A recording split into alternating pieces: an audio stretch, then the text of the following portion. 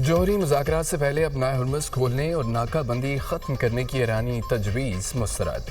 अमरीकी सदर Donald Trump का कहना है कि ईरान की बहरी नाकाबंदी उस वक्त तक बरकरार रखी जाएगी जब तक ईरानी हुकूमत ऐसा मुआहिदा कबूल न करे जो उसके जौहरी प्रोग्राम पर अमरीकी खदशात को दूर करे। अमरीकी वेबसाइट के मुताबिक सदर ट्रंप ने कहा है कि नाकाबंदी बमबारी से कुछ ज़्यादा मुअस्सर है। ईरान शदीद दबाव में है और उसके लिए हालात मज़ीद ख़राब होंगे।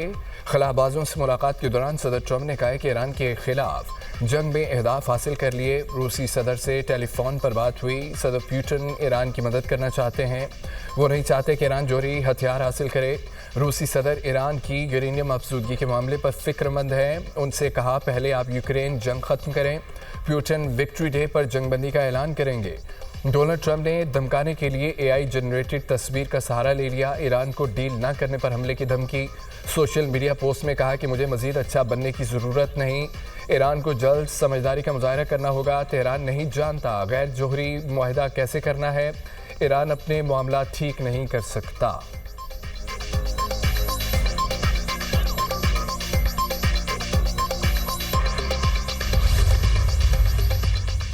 ईरान की बहरी नाकाबंदी का मकसद मुल्क को कमज़ोर करना है। ईरानी पार्लियामेंट के स्पीकर बाकर कालिबाफ कहते हैं कि डोनाल्ड ट्रंप ईरान को सख्तगीर और इत्तेदाल पसंद ग्रोहों में तकसीम करते हैं। वो मुआशी दबाव और अंदरूनी इख्तलाफात के ज़रिए ईरान को झुकाने की कोशिश कर रहे हैं। दुश्मन बहरी नाकाबंदी और मीडिया प्रोपेगेंडे के ज़रिए मुआशी दबाव और अंदरूनी तकसीम को हवा देकर हमें कमज़ोर करना चाहता है।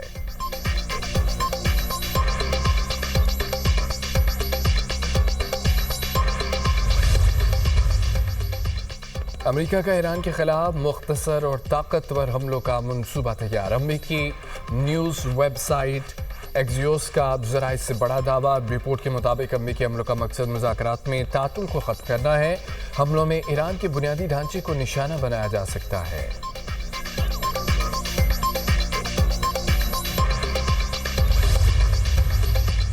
नए हमले पर अमेरिका के बड़े जहाज़ों को तबाह कर दिया जाएगा।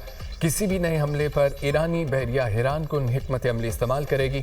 ईरानी पासदारानी इनकलाब की बहरिया के सियासी उमूर के नायब मोहम्मद अकबर ज़दा ने खबरदार कर दिया। कहा कि जारियत के जवाब में बहरिया स्मार्ट टारगेटेड समेत अपनी नई सलाहियतें इस्तेमाल करेगी।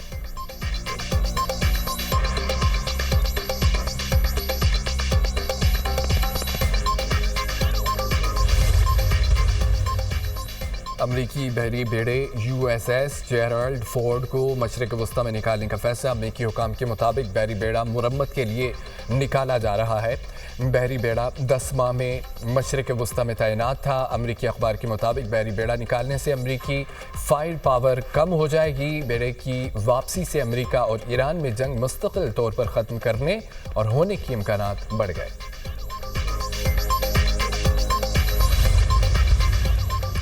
अमेरिका की जानिब से तहवील में लिए गए ईरानी जहाज़ के हमले के 6 अरकान रिहा। ईरानी मीडिया के मुताबिक रिहा किए गए हमले के अफराद ईरान पहुंच गए। जहाज़ पर मज़ीद 22 ईरानी एहलकार बदस्तूर ज़ेर हिरासत हैं, जिनकी रिहाई के लिए कोशिशें जारी हैं। ईरान के कंटेनर बर्दार जहाज़ टोस्का में हमले के 28 अरकान सवार थे। अमेरिका ने चंद रोज़ पहले ईरानी जहाज़ को कब्जे में लिया था।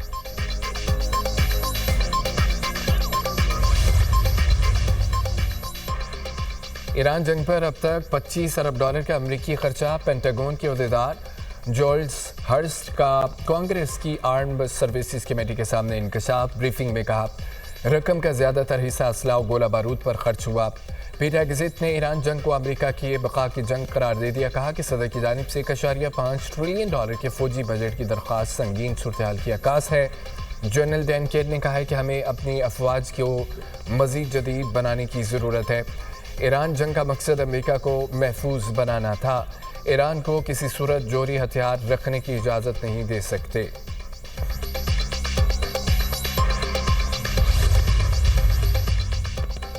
डेमोक्रेट रुकन कांग्रेस जॉन ग्रामेंडी ने ईरान जंग की स्ट्रेटेजिक समत पर सवालात उठा दिए। कहा सदर ट्रंप जंग की दलदल में फंस चुके हैं। ये जंग अमेरिका के लिए संगीन खुद साख्ता नुकसान है। जंग में 13 अमरीकी फौजी हलाक हुए। अमरीकी वज़ीर दिफा पीटर हेगेज़िट को मुखातिब करते हुए इल्ज़ाम आयद किया कि आप और सदर जंग के पहले दिन से अमरीकी आवाम से झूठ बोल रहे हैं। जंगी हिकमत अमली नाकाम हो गई क्योंकि ईरानी हुकूमत कायम है। ایران کا میزائل اور ڈرون نظام موجود ہے۔ ایران کا چین، روس، شمالی کوریا کے ساتھ تعاون مزید مضبوط ہوا۔ ہیگزت نے گرامینڈی کا بیان غیر ذمہ دارانہ قرار دیا اور اس دعوے کو مسترد کیا جو صدر ٹرمپ کسی دلدل میں پھنسے ہوئے ہیں۔ امریکی وزیر جنگ نے کہا ہے کہ اس طرح کے بیانات امریکہ کے دشمنوں کے لیے پروپیگنڈے کا سامان فراہم کرتے ہیں۔ عمانی وزیر خارجہ بدر عبدالسعیدی کی اقوام متحدہ کے سیکرٹری جنرل انطونیو گوتریس سے ٹیلی فونک گفتگو ہوئی۔ علاقائی پیش رفت پر تبادلہ خیال، دونوں رہنماؤں کا سمندری راستوں کی سیکیورٹی، حفاظت اور نقل و حرکت کی بحالی کے لیے عالمی کوششیں تیز کرنے پر زور۔ عمانی وزیر خارجہ کا کہنا تھا کہ مسائل کے حل کے لیے تمام فریقین لچک کا مظاہرہ کریں۔ بین الاقوامی قانون کے مطابق عالمی تجارت کو یقینی بنایا جائے۔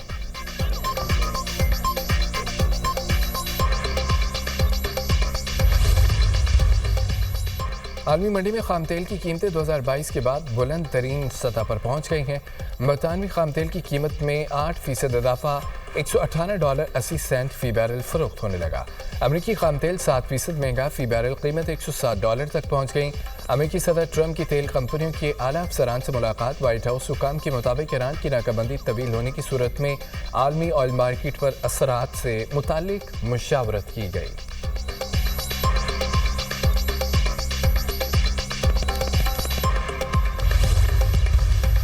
بے پناہ کاوشیں کی گئیں پاکستان کی طرف سے، جس میں فیلڈ مارشل سید عاصم منیر اور اسحاق ڈار صاحب، انہوں نے بہت کوشش کی۔ 11 اپریل کی رات جو بات چیت کا جو سلسلہ یہاں پر ہوا وہ 21 گھنٹے چلا۔ فارن منسٹر ایران کے وہ تشریف لائے اپنی ٹیم کے ذریعے، ان کے ساتھ پھر میراتھن سیشنز ہوئے، لیکن اس دوران خام تیل کی قیمتیں دوبارہ آسمان سے باتیں کر رہی ہیں۔ جمعہ ہے، اس دن پھر ہم نے نئی قیمتوں کا تعین کرنا ہے، تو یہ ایک چیلنجنگ صورتحال ہے۔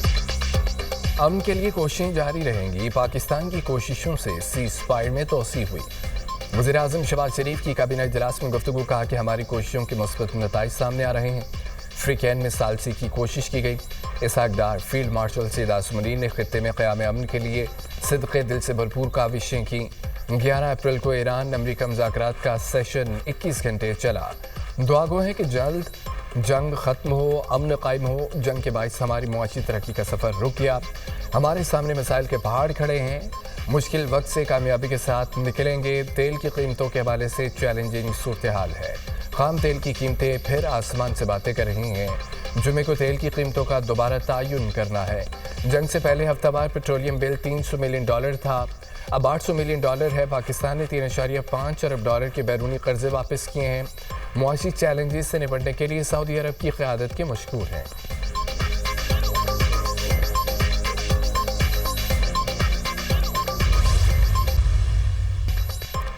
ایران کا زیادہ تر افزودہ یورینیم اب بھی اصفہان میں ہے۔ سربراہ IAEA کا دعویٰ۔ رافیل گروسی کا کہنا ہے کہ افزودہ یورینیم ممکنہ طور پر زیر زمین سرنگوں میں محفوظ ہے۔ اصفہان جوہری کمپلیکس میں معائنہ جنگ کے باعث معطل ہوا۔ جون 2025 میں جنگ سے قبل یورینیم کو سرنگوں میں منتقل کیے جانے کا شبہ ہے۔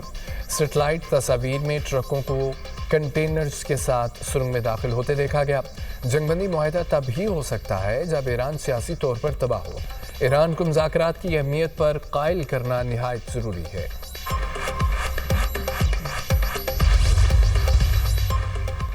لندن کے علاقے گولڈز گرین میں چاقو سے حملہ، 2 یہودی زخمی۔ برطانوی پولیس نے حملے کے شبہ میں ایک شخص کو حراست میں لے لیا۔ پولیس نے چاقو حملے کو دہشت گردی کا واقعہ قرار دے دیا۔ برطانوی وزیر اعظم کیئر سٹارمر کی حملے کی مذمت، کہا کہ لندن میں چاقو سے حملہ تشویشناک ہے۔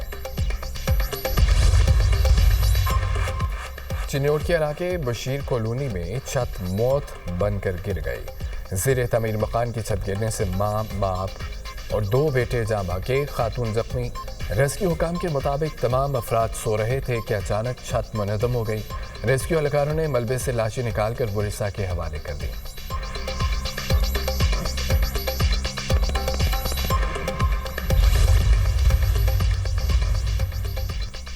وزیر خارجہ اسحاق ڈار سے سعودی سفیر نواب بن سعید الماکی کی ملاقات خطے میں حالیہ پیش رفت پر تبادلہ خیال۔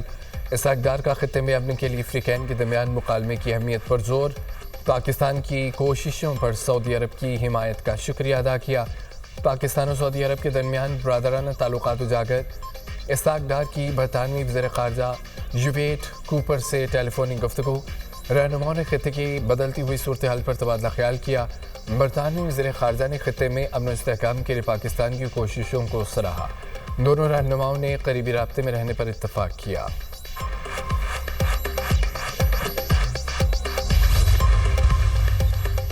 ممنوعہ فنڈنگ کیس چلان جمع، بانی پی ٹی آئی مرکزی ملزم قرار۔ بانی پی ٹی آئی کے خلاف ممنوعہ فنڈنگ کیس میں اہم پیش رفت۔ بانی پی ٹی آئی اور دیگر کے خلاف چلان جمع کرا دیا گیا۔ بانی پی ٹی آئی کے خلاف foreign funding case banking court میں آج سماعت کے لیے مقرر۔ 190 ملین پاؤنڈ کیس بانی پی ٹی آئی اور بشرا بی بی کی سزا کے خلاف اپیل پر سماعت آج ہوگی۔ چیف جسٹس اسلام آباد ہائی کورٹ سرفراز روکر اور جسٹس محمد آصف پر مشتمل بینچ سماعت کرے گا۔